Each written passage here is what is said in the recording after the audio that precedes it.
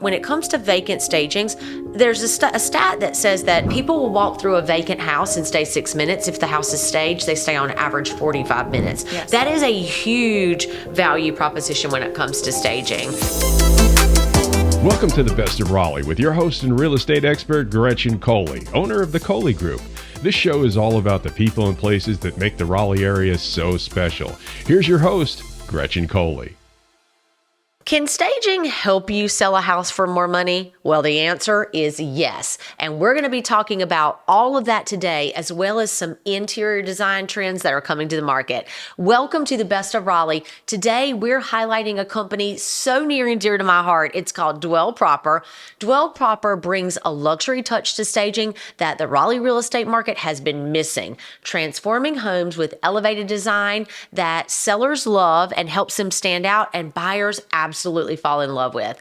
Our guest today is Alex Iordanou, founder of Dwell Proper and Alex Iordanou Designs, who actually began as one of my real estate clients, and she actually decorated my apartment. So I love her to pieces. So let's go explore the behind the scenes of what makes staging help your home sell and new trends that are coming on the design front. So Alex, thank you so much for coming on the show. Thank you so much for having me, Gretchen. I'm happy to be here. I'm so excited to get to talk to you because I am so excited about this new staging company. You know, I have always said that Raleigh is missing a piece when it comes to staging because I travel all over the country, networking with agents at Compass.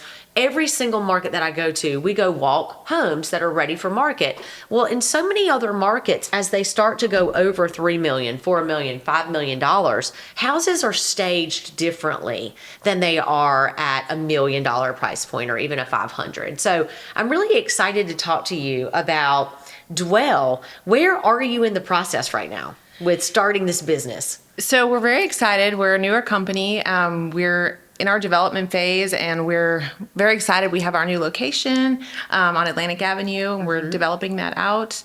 Our warehouse is under development. We're organizing it and getting it ready for lots of fun things ahead. Well, and I had the opportunity to go visit the warehouse a couple days ago, and that warehouse is getting filled with furniture that is not furniture that I've seen in the staging market in Raleigh. Yes, I'm really excited about, the inventory we're bringing in. My experience with interior design over the last several years, I've developed relationships with different reps. Through my experience and projects that I've worked on, High Point Market, we're lucky that we're so close there and we can get to learn different vendors. And so I've really tried to tap into that to bring something a little bit different to the marketplace. Well, I think you're going to do it. And I wanted to kind of talk a little bit about your background. Tell us a little bit about yourself. Yeah, so I grew up actually in the Northeast, in New York suburbs, and I moved to Raleigh about 8 years ago. And I've just never looked back. I love it here so much. It's a wonderful place to live and raise my family. And what I really love about Raleigh too is there's like an entrepreneurial spirit to it. And when I moved here, I kind of felt that instantly. And so, as I developed my career, I started, I graduated school right around the financial crisis. So I went into financial services, what was a secure job. And I always had that creative tick, like I wanted to do something creative, but, at that time it was get an accounting degree. And so it served exactly. So it served me well. And I'm very grateful that I had those experiences. But when I got to Raleigh, I really wanted to tap into that creative mindset. And so I went to Meredith College, to their design program, which was a wonderful, wonderful experience. I learned many things. I met wonderful people that are designers in the area and built that network. And I went right into interior design from there. So, and you've been working with another company for the whole time you've been in Raleigh, pretty much. Yeah. Yes. And so what made you want to go out on your own? It was such a wonderful experience. I loved working there. I met wonderful, wonderful friends, but I wanted to do something on my own and really hone into kind of what my personal style would be, what my personal experience with a client would be, really hone in on my process and how I wanted to, best serve clients. And so I thought doing that on my own, I could really have better direction with that. And Alex, you're a mom of 3 young children. Yes. And a wife. Yes. Living right here down the street. How does opening a business, especially, did you ever see yourself opening a staging company? I don't know. I really focus on interior design, but I didn't know the world of it. And as I got experience, I kind of, was always into real estate, and I kind of learned how that interior design side related to real estate and how it could serve that area. So I really love staging because it kind of combines both passions for me, my design side and also real estate. I really do enjoy real estate as well. So is it hard to kind of get a staging business off the ground? What are some of the obstacles that you've seen as you've been setting this business up? Yeah, making sure you have the people around you that can support you. You do as much as you can as one person, and being a mom and a wife and all of the things, but really just developing out your team. And I'm a person who, I really lean on my team and worked collaboratively with people. And so, especially now where with my experience with design, we've always outsourced, that warehouse part, and that's something we've collaborated with third parties, but now bringing that in-house, that's a whole new area for me to learn. So you're definitely starting this business, which is why I know that Dwell Proper is going to really, really set the world on fire, is because you're coming out of the gate with some significant overhead, right? You're buying great furniture, you're setting up a warehouse, you're doing a build out for the design studio. I think those are all things. You're buying a box truck, you're buying a Sprinter van. You're going to have everything in one place so that there's no outsourcing of moving things in. What I like about that as a real estate agent for my clients is that there's one person responsible for everything. So the staging company that's staging your home and bringing beautiful pieces in is responsible if something gets broken, if something drops, if the movers scratch a wall. And I think that is a great thing to have because you have some control and you can make sure that there's leverage in that relationship. And if any damage is done, which things happen, it's going to get fixed and repaired in a proper way, right? Yes, definitely. And, again, with the experience that I've had on projects, things do happen. We're human beings moving heavy things into houses. And so, that service is really at the forefront of what we want to do, provide a great service to our clients, and having all of that in-house. And again, having that quality control and those processes to make sure we can minimize that as much as possible, I think is going to serve people well. So what types of staging is Dwell Proper going to offer? Yeah, so we're going to offer a variety of services, kind of in two buckets, vacant staging and also occupied staging. Occupied. So what is occupied staging? Yeah, so occupied staging is really supporting people that are currently living in their home that are looking to sell. And so there's different levels to that. We can come in and do a consultation, consult with them about what we think would work best for their home, how to set it up for setting it on the market. And then it can get, deeper than that. We can, go from the consultation phase to help them maybe, reconfigure their layout or bring in some supplemental furniture and things like that, just to really help them, present their home in the best way it can. I love that. And occupied staging is something that a lot of companies do not do anymore. And the ones that do, it's, for the clients that we serve, it does not really make sense. But occupied staging is really important. And I'll give you just a couple of stats because I think they're important. When you are living in a house, the way that your home presents itself is the way you live in it. And when we go to put that house on the market, we need to present that house in the best light possible for the most buyers. And we also need to evoke emotion for that said buyer. So let me give you an example. If you're an empty nester and you're living in a house, you don't have your children's bedroom set up anymore, but your house is walking distance to North Hills. It's on a cul-de-sac. It's set up for a family with a primary on the main and great bedrooms up top. We have to kind of bring that house back to shine a light on it for the buyer who wants to buy it. And that's what staging does, especially occupied staging, because we got to kind of get it to where it looks big, it's bright, and it's on trend. And so houses that are staged sell 73% faster. That's the correct stat still, right? Yep. 73% faster, and they sell for more money, right? What's the stat on that? Yeah, so on average, when you're looking at the listing price, it goes up anywhere from 1% to 5%. So when you're talking about as home prices go up, that's a lot of money. Staging doesn't cost that much. Yes. So if you can get 5% more by spending 1% on staging, I would take those numbers all day long, right? So what is Dwell Proper doing differently that you feel like is your unique value proposition? Yeah, so I really like to create, a good experience with the client. So thinking about the consultation, I really tried to walk through, get them comfortable with me. We are in their home. This is their safe space, and we're going to be in their personal areas. So we want to make sure we're building that rapport with them. And then just kind of talking them through my process of, I'm going to walk through, just have a vision of how, imagining I was the buyer, how am I going to, tour the home as if I was a buyer, and that helps me give them advice on how to, present the house in the best way possible. I agree with that 100%.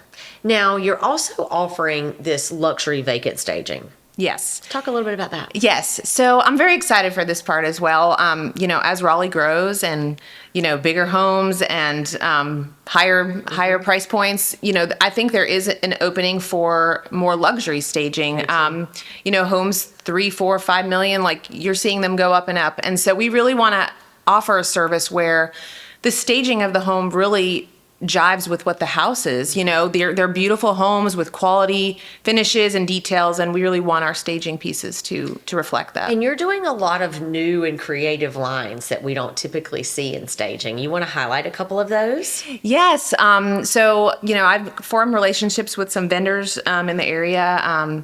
There's Sunpan, which is I have a great relationship with the rep there. So I've brought in some products from them. Universal Furniture. There's a few others. Who are they? Uttermost is a great company. They have some furniture. They've developed their furniture, but they have great accessory lines and artwork, mirrors.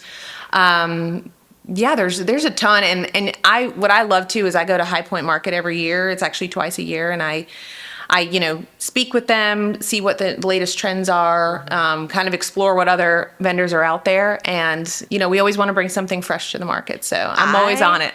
Love fresh. Yes. And you know what else I love? Color. And so that is a great segue into some of the new design trends, because you are also an interior designer. You are also helping pick out selections for builders, for spec houses. You're helping to pick out selections for a person who purchases a house and really wants to elevate the space in a way that works for them. And builder white isn't sad. We don't like that. Yeah. So let's talk about what's coming to market. What are we seeing now for design trends? Yeah, there's a lot of fun things coming to the market. We've seen a lot of color drenching. That's one I'm very excited about. It's really a fun way to accent a room. And really what that is, you traditionally have seen a neutral on the wall with a white baseboard, white ceilings all the time. We always say the ceiling is the fifth wall of the room. And so color drenching is when you're completely covering the room in one solid color. And it just creates like such a wow factor. Even if it's a lighter tone, it doesn't have to be something super dark, but it's just a fun way to accent a space.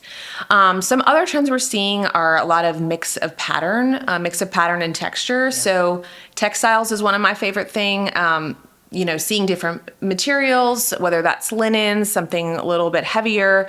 It's just a way to create warmth in a house. And you're seeing color come back in those, right? Absolutely. We're seeing some vibrant golds and some chocolate browns. I don't know if you can tell, but I am really excited about color in homes instead of just white everything. Yes. Yeah, I am too. And it just really makes the house feel, especially when you're talking about staging, you really have to find ways to make it feel warm and cozy, like someone can envision living there.